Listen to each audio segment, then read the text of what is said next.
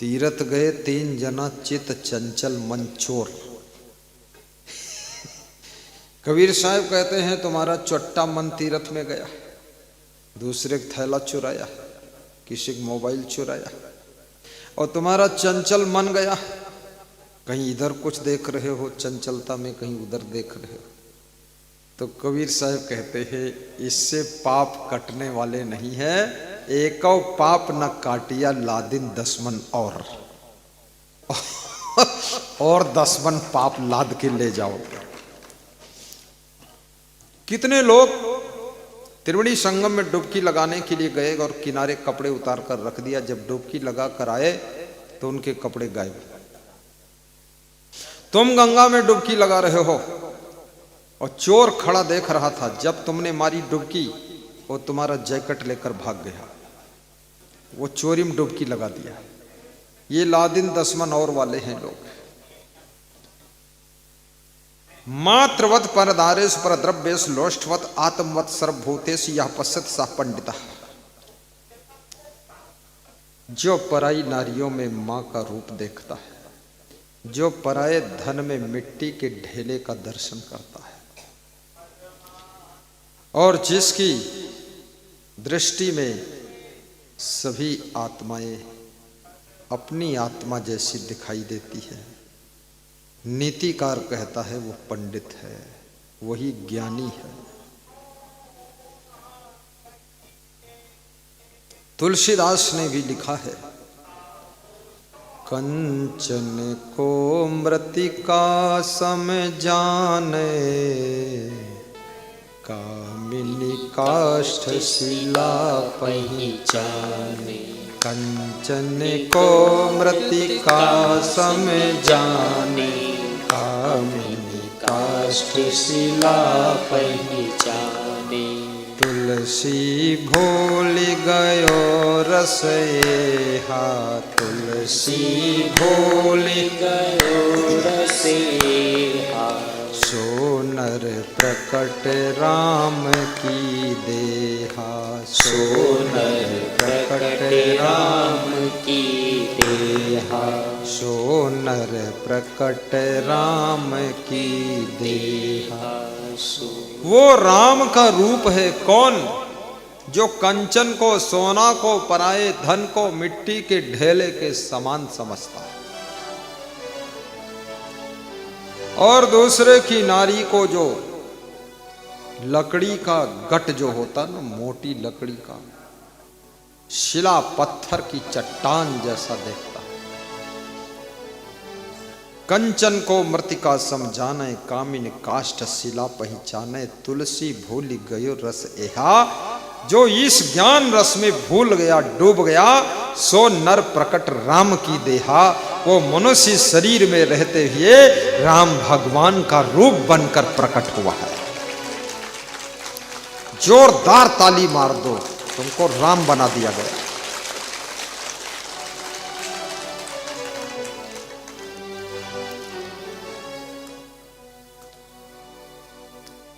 गरीब दंपति जंगल में लकड़ी काट रहे थे, लकड़हारा थे। पत्नी का नाम राका था, पति का नाम बांका था। बांका मतलब बांकेलाल। राका बांका का जोड़ा था। दोनों जंगल से लकड़ी काटकर, बांधकर, सिर पर गट्ठर लादकर बेचने के लिए जाते थे। और दोनों ने 50 साल की उम्र में गुरु बना लिया था। गुरु लोग इसलिए नहीं बनाते हैं कि गुरु बनाने से बंधन हो जाता है। कितने लोग सोचते हैं गुरु बना लोगे, कभी कुछ गलत करने का मौका आया तो भी चूक जाएंगे। और गुरु नहीं बनाएंगे तो मौका चूकेगा नहीं, कभी गलत भी कर लेंगे, क्या फर्क। लेकिन गुरु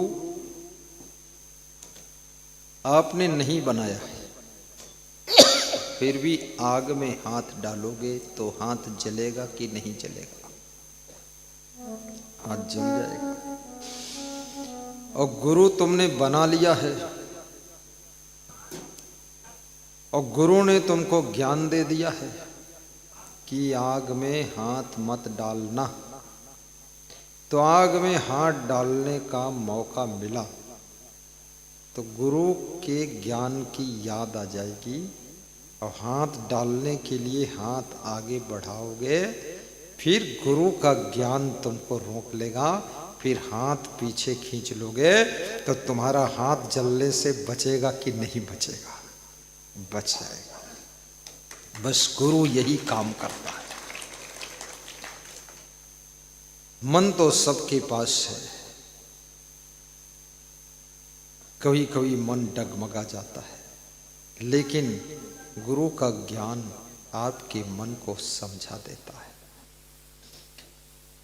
गुरु ना बनाने वाले लोग बहुत अच्छे नहीं हैं, मंदिर में ना जाने वाले लोग कोई वेरी बेस्ट नहीं है, और तीर्थ ना नहाने वाले कोई महान नहीं है, पूजा पाठ ध्यान न करने वाले, कंठी माला न पहनने वाले कोई ऐसा नहीं कि भवसागर से तर गया। वो छिपे हुए खिलाड़ी हैं, उनके अंदर बहुत बड़ी गड़बड़ी है, बहुत बड़ी गड़बड़ी है।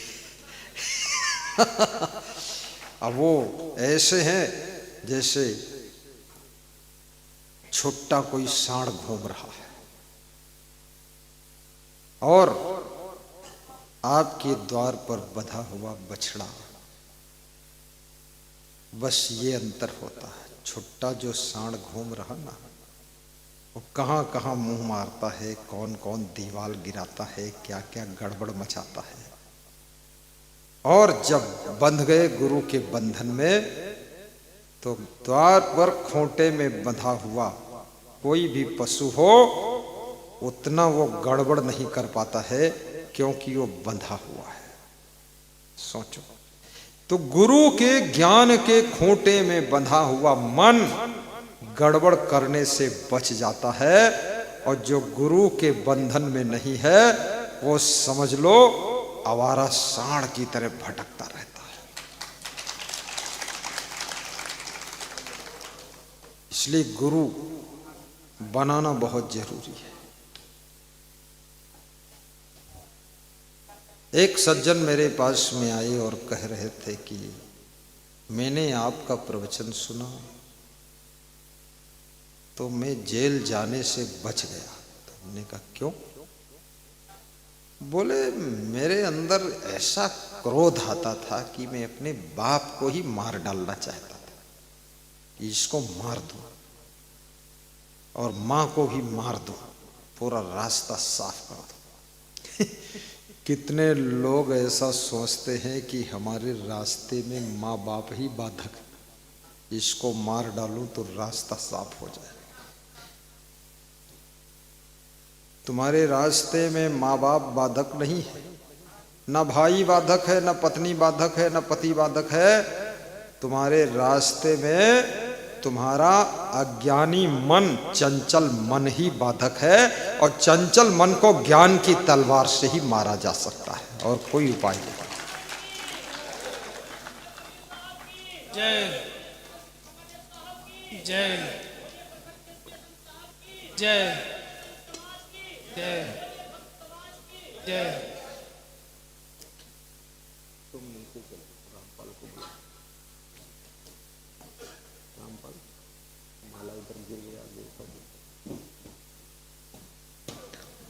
साहिब बंदगी बोलो।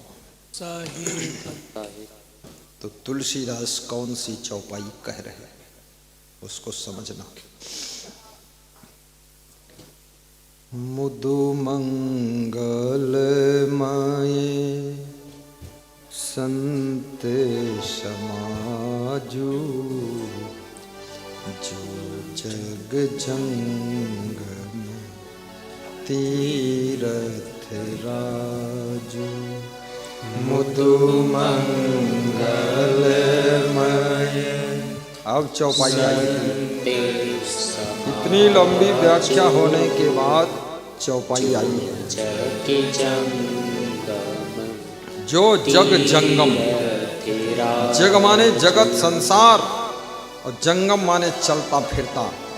प्रयागराज है सत्संग। सत्संग को तुलसीदास ने प्रयागराज कहा है। यहां एक तो अस्थावर प्रयागराज है, दूसरा ये जंगम प्रयागराज। दो प्रयागराज है। एक तरफ गंगा यमुना सरस्वती है, दूसरी तरफ ज्ञान भक्ति और ध्यान सेवा की सरस्वती बह रही है। अगर तीर्थ में आकर के तुमने ज्ञान नहीं सुना, अभी मैं देख रहा था 10-15 महात्मा आए थे, 5 मिनट सत्संग में वो बैठे तो उन्होंने देखा यहां ज्ञान ही ज्ञान बरस रहा और कुछ मिलने वाला नहीं, तो उठा के कमंडल निकल गए कि दूसरे मंडप में चलो जहां कुछ बट रहा हो, मिल रहा हो। अब इनका महात्मा होना भी बेकार हो गया है। महात्मा जितना भटक गया उतना तो भगत भी नहीं भटका।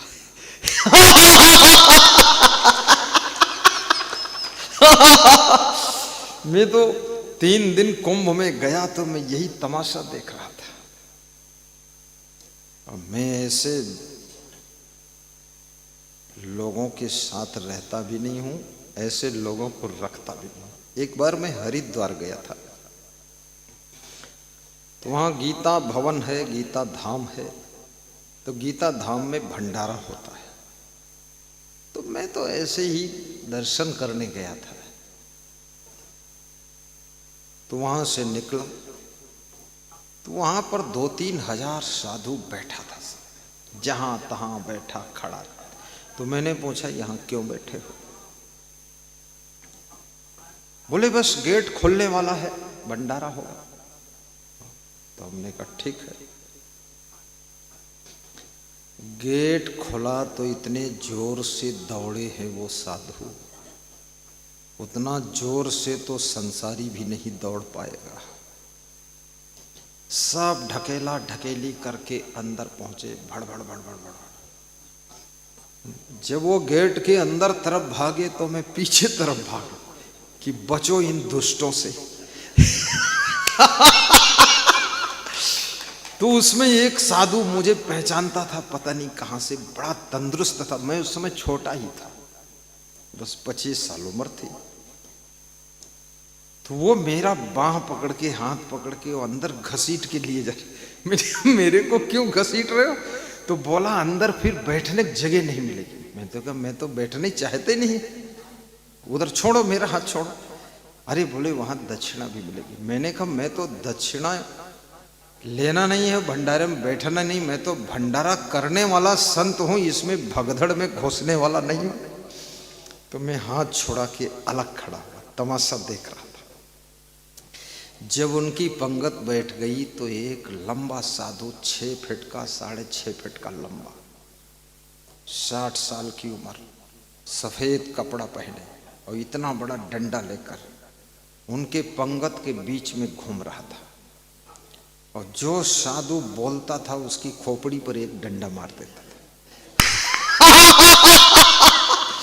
तो मैं समझ गया उदंड को दंड मिल रहा है। हल्ला गुल्ला मचाते हैं। 10-12 को डंडा मारा। मैं देख रहा था, मैं मजाकिया शुरू से रहा तो मेरे जोर से हंसी आ गई। तो हंसी आ गई तो वो जो डंडा मार रहा था वो भी साधु ही था। तो मेरी ओर देखा तो उसको थोड़ा झिझक आ गई, संकोच लग गया कि मैं ये क्या कर रहा हूं।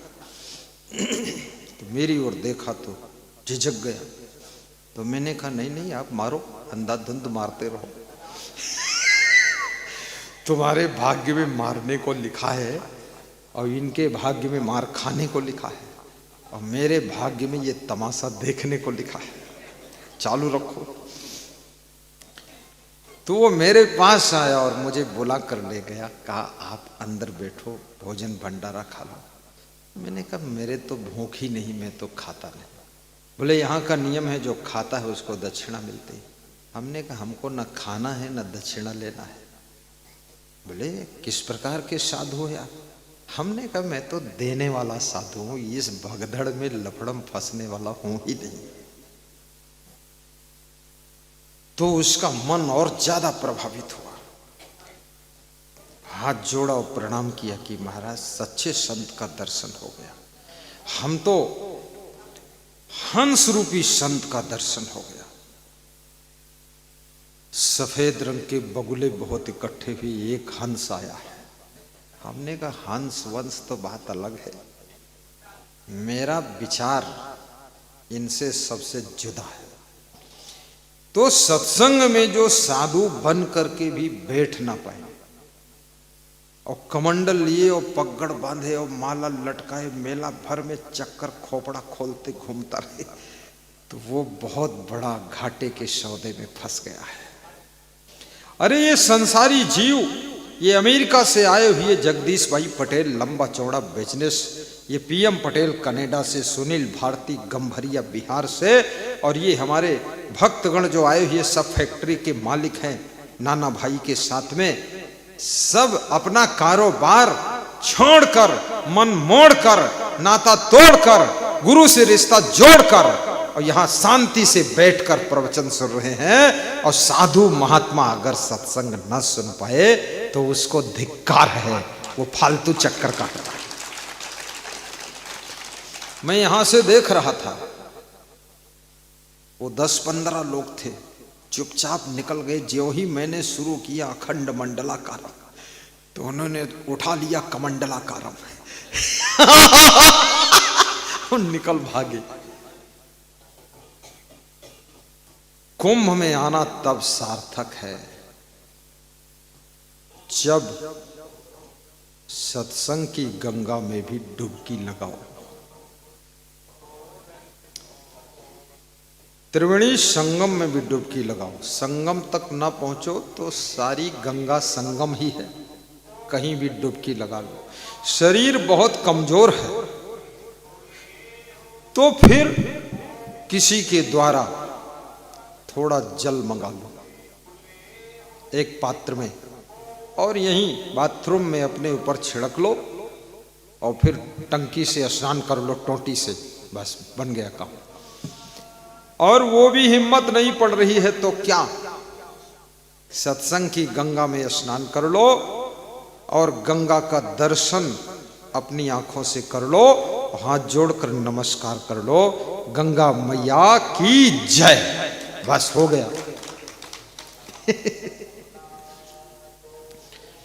सत्संग की गंगा बहती है, गुरुदेव तुम्हारे चरणों में। सत्संग की गंगा बहती है, गाइए जोरदार गाइए। गुरुदेव तुम्हारे चरणों में। फल मिलता है उस तीर्थ का, कल्याण तुम्हारे चरणों में, कल्याण तुम्हारे चरणों में। सत्संग की गंगा बहती है, गुरुदेव तुम्हारे चरणों में, गुरुदेव तुम्हारे चरणों में। दुखियों का दुख मिटाते हो, दे दिव्य दृष्टि पर खाते हो। दुखियों का दुख मिटाते हो, दे दिव्य दृष्टि पर खाते हो। फिर आवागमन छुड़ाते हो, है मोक्ष तुम्हारे चरणों में।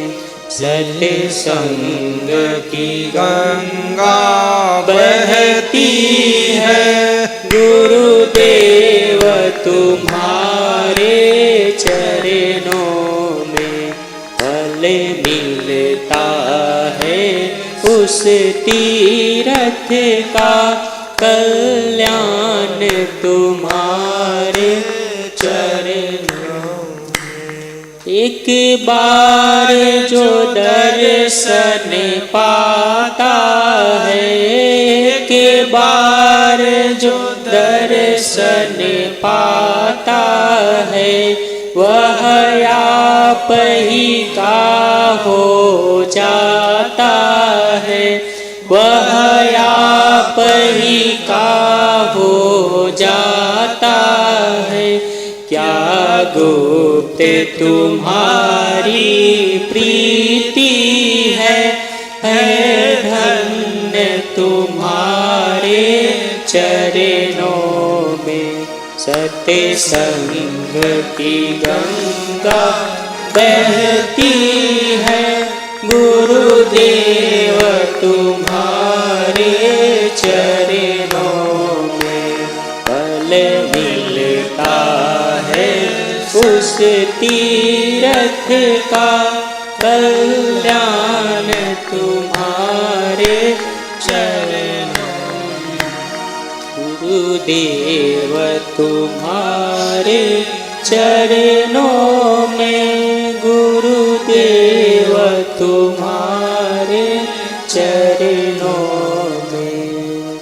बोली सद्गुरु भगवान की जय।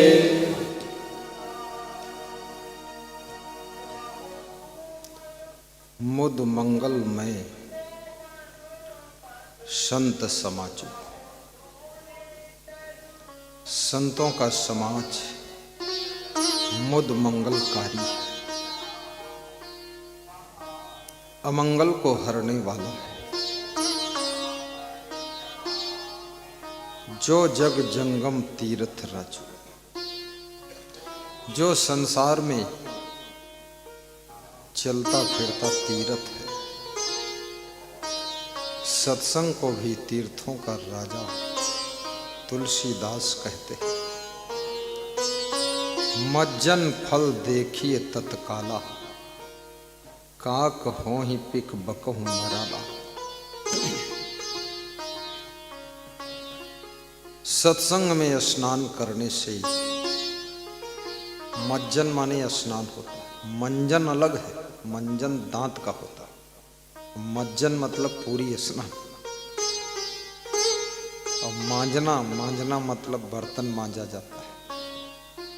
मज्जन, मज्जन का अर्थ होता है स्नान करना। सत्संग की गंगा में स्नान करने का फल तत्काल मिलता है। क्या? काक हो ही पिक बकहु मराला, कौवा कोयल बन जाता है और बगुला हंस बन जाता है। ये फर्क पड़ जाता है। कैसे बनता है? कौवा कोयल बन जाए ये तो बड़ा आश्चर्य है। हाथी जो है घोड़ी हो जाए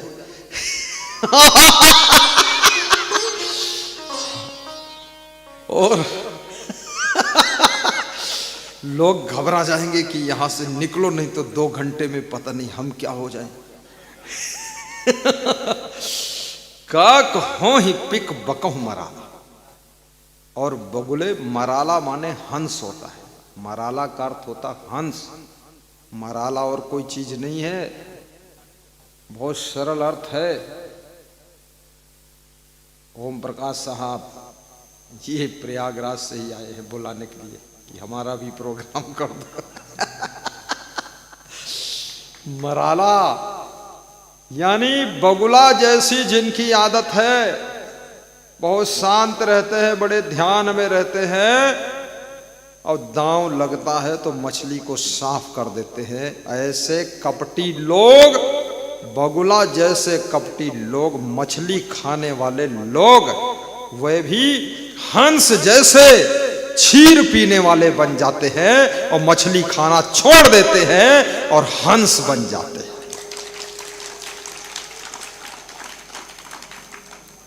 नीर क्षीर, नीर माने जल और क्षीर माने दूध। क्षीर सागर, विष्णु भगवान क्षीर सागर में रहते थे, दूध के सागर में। कमाल है। ये दूध का सागर कहाँ सूख गया, कहाँ चला गया भाई। अपने को दिखाई दे तो 2-4 बाल्टी दूध भर के लाओ वहां से। क्षीर सागर भगवान विष्णु। और भगवान विष्णु का ऐसा फोटो मैंने देखा है कि लक्ष्मी जी चरण दबा रही और सांप की सैया शेष नाग पर सोए हैं भगवान, और लक्ष्मी जी चरण दबा रही। और शेष नाग कितना खतरनाक होता है। नागराज ना लक्ष्मी जी को काटता है और ना तो विष्णु भगवान को काटता है। विष्णु भगवान के सिर पर फन करके ऐसे रक्षा करता है। सोचो, शेषनाग और लक्ष्मी जी चरण दबा रही है। लक्ष्मी जी विष्णु भगवान के चरण दबाती थी। विष्णु भगवान लक्ष्मी जी के पति देव हैं। इसमें ऐसी कितनी लक्ष्मी हैं जो अपने पति देव के जिंदगी में कभी चरण दबाया है? जिंदगी में दबाया हो तो हाथ उठा दो।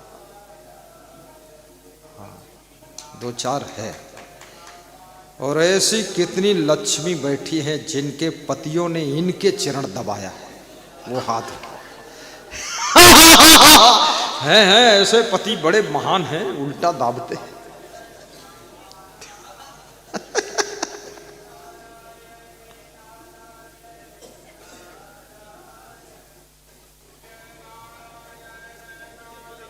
मज्जन फल देखिए तत्काला, का कहूँ ही पिक बकहूँ मराला। मज्जन फल देखिए तत्काला, का कहूँ ही पिक बकहूँ मराला। कौवा जैसी जिनकी कठोर बोली है, सत्संग श्रवण करने से उनके ऊपर ऐसा असर पड़ा, सत्संग की ज्ञान गंगा में डुबकी लगाने से इतना बड़ा परिवर्तन आया। कौवा जैसे कठोर बोलने वाले कोयल जैसे मीठा बोलना सीख गए। ये अर्थ है कौवा से कोयल होना। कौवा का शरीर बदलकर कोयल का शरीर कभी नहीं होगा, लेकिन कौवा जैसा कठोर बोली बदल करके कोयल जैसी मीठी बोली बन सकती है। अगर सत्संग का असर पड़ जाए तो वाणी बदल जाती है, वाणी चेंज हो जाती है। कौवा गंदगी खाता है, चूहे को खाता है, मार डालता है। मेढक का भी ऑपरेशन कर देता है कौवा। कौवा बहुत बड़ा डॉक्टर है, सर्जन है, सर्जन। मेढक को पा गया तो उल्टा करके पेट फाड़ के देखता है इसके अंदर है क्या। कौवा बहुत नालायक पंछी है, इसलिए कौवा को तुम जहां बैठे होगे पेड़ के नीचे, कौवा आएगा ठीक निशाना लगा के तुम्हारे ऊपर पेड़ की डाल पर सीधे स्टेट में बैठेगा। उसके बाद थोड़ी लेटरिन करके भाग जाएगा। इतना नालायक है ये।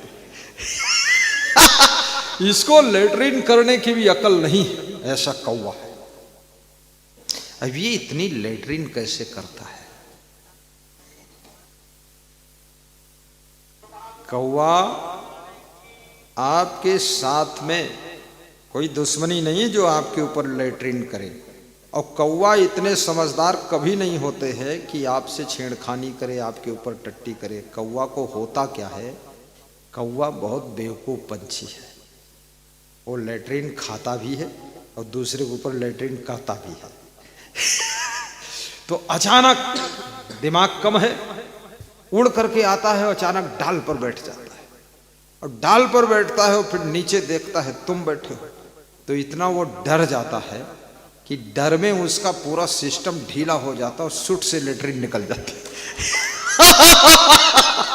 तुम सोचते हो ये नालायक मेरे ऊपर टट्टी कर दिया, और वो सोचता ये नालायक हमको कहीं मार डालता तो क्या होता, इसलिए सुट से टट्टी निकल गई, भाग गया। ये मैं बहुत अध्ययन करता हूं, कौवा का, कुत्तों का, सब देखता रहता हूं तमाशा इनका। इसलिए पक्षियों में सबसे चांडाल पंछी कौवा को कहा गया है, पशुओं में चांडाल कुत्ता को कहा गया है, और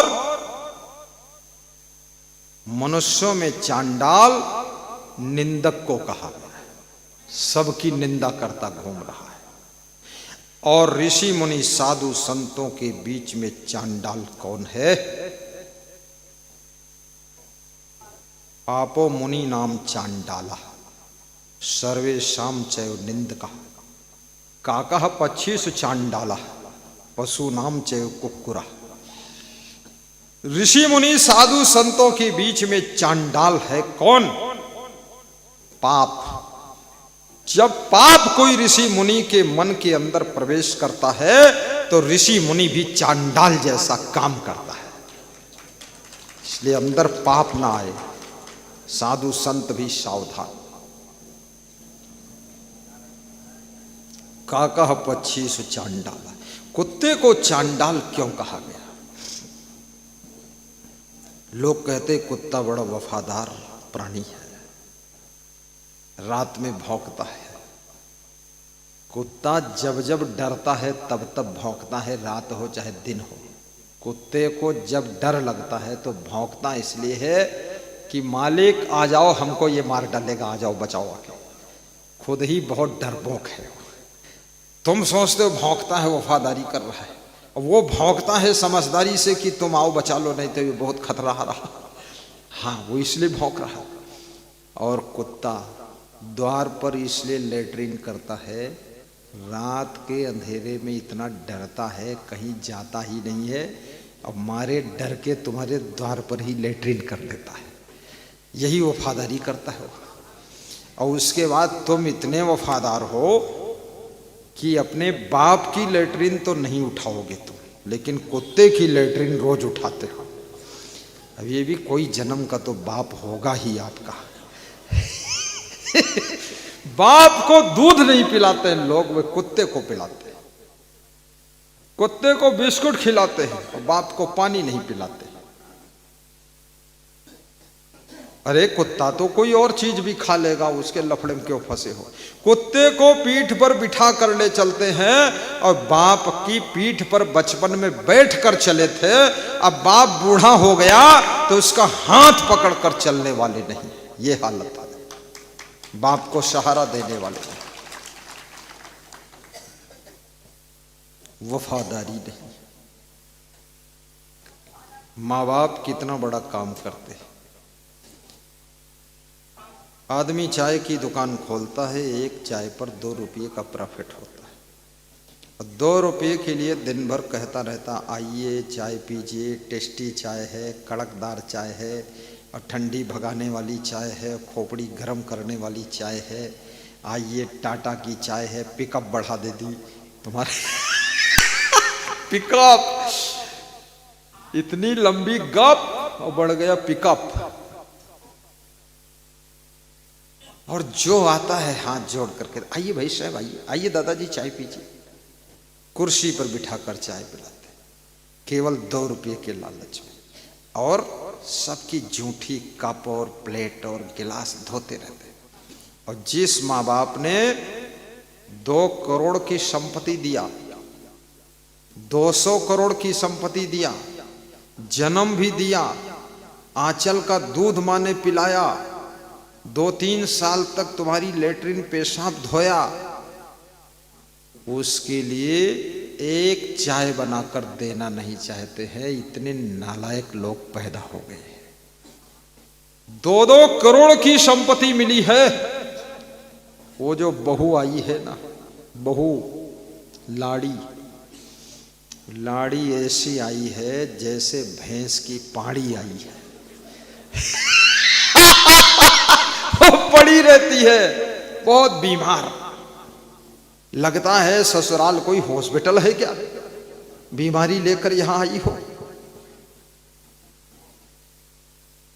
जब देखो तब मुंह ऐंठ रही, बीमार बताती, कमर में दर्द, सिर में दर्द, खोपड़ी के हर बाल में दर्द, दर्द मोरे नस नस में।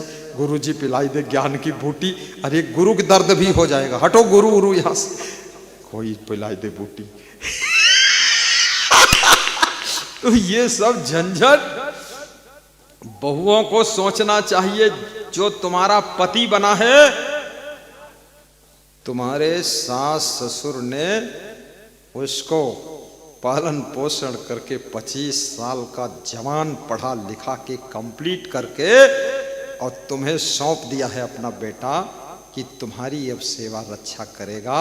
तो कम से कम बहुओं को अपने सास ससुर को चाय नाश्ता भोजन हंसते हंसते देना चाहिए कि आपका बेटा हमारी सेवा में खड़ा है, इसलिए मैं आपकी सेवा कर देती हूँ।